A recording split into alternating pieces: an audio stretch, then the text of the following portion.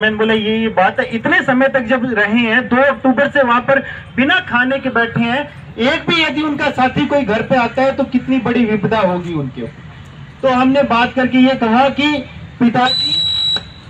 पिताजी की हिम्मत बनाने और उन सभी कार्मिकों की हिम्मत बनाने के लिए मैं वहां पर जा रहा हूं, अपने परिवार की ओर से बताने के लिए जा रहा हूं कि वहां पर जो बाबू बैठा है, एक सरकारी कार्मिक अलग अलग विभाग से बैठा है। राजस्थान सरकार को ये बताने जा रहे हैं, वो कार्मिक अकेले नहीं बैठे हैं, उनका पूरा का परिवार उनके पीछे लगा हुआ है।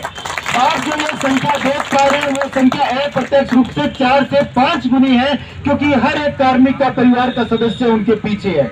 ये बात एक और मैं आपको बताना चाहूंगा कि जब शुरुआत हुई ये आंदोलन की, तो हमने पापा से कहा कि पहले ही दिन जाके बैठते ही आपको अनशन पे, इस प्रकार आमरण अनशन पे बैठना ठीक नहीं है। कुछ दिन तो आप लोग एक बार नॉर्मल, आपका ये है कि सरकार को जब ध्यान में आए उसके बाद आप आमरण अनशन शुरू कीजिए, आप बाद में जाइएगा थोड़ा। पापा बोलते हैं कि मैं अपने साथियों कार्मिकों को तब तक आने के लिए आमंत्रित नहीं कर सकता जब तक उस सूची में पहला नाम मेरा ना हो। जब मैं उस सूची में पहला नाम मेरा लिखूंगा, उसके बाद में मैं किसी को बोलने या निमंत्रण देने की हिम्मत रख पाऊंगा। तो इसलिए सबसे पहले पापा ने अपना नाम लिखा। फिर हमने सोचा पता नहीं ऐसी क्या बात है भाई, कोई तो बात होगी जिसके चलते इतनी लंबी बातें हो रही है। उस समय तक समझ में नहीं आया। 2-3 दिनों पहले जब पापा की तबीयत खराब हुई, उस समय एक बात मुझे अच्छी प्रकार से ध्यान में आ गई, आप सभी कार्मिकों को ध्यान में रखते हुए, कि ये जो लड़ाई थी वो किसी व्यक्तिगत लाभ के लिए नहीं थी।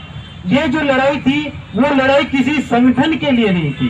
ये जो लड़ाई वो किसी के खुद के स्वार्थ के लिए नहीं थी, किसी पद लालसा के लिए नहीं थी, बल्कि आप लोगों के प्रेम के लिए थी, आप लोगों के स्नेह के लिए थी कि हम चलो एक साथ बढ़कर के आए और इस सरकार को अपनी मांगों को बताएं और इस बार हम सफलता लेकर के इस मंच से उठें।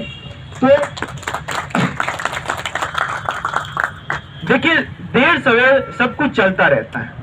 मैं आप लोगों के कार्यशैली के बारे में इतना नहीं जानता, लेकिन चूंकि मैं भी अध्यापन कर रहा हूं, इस समय मैं भी पढ़ाई कर रहा हूं, तो कुछ एक चीजें मेरे को देखने में लगी। साथ में मेरी भी बीएड हुई, इंटर्नशिप के दौरान मैं भी विद्यालय में गया, तो मैंने भी वहां पर अपने जो स्टाफ के मेंबर थे, लिपिक थे, उनको देखा।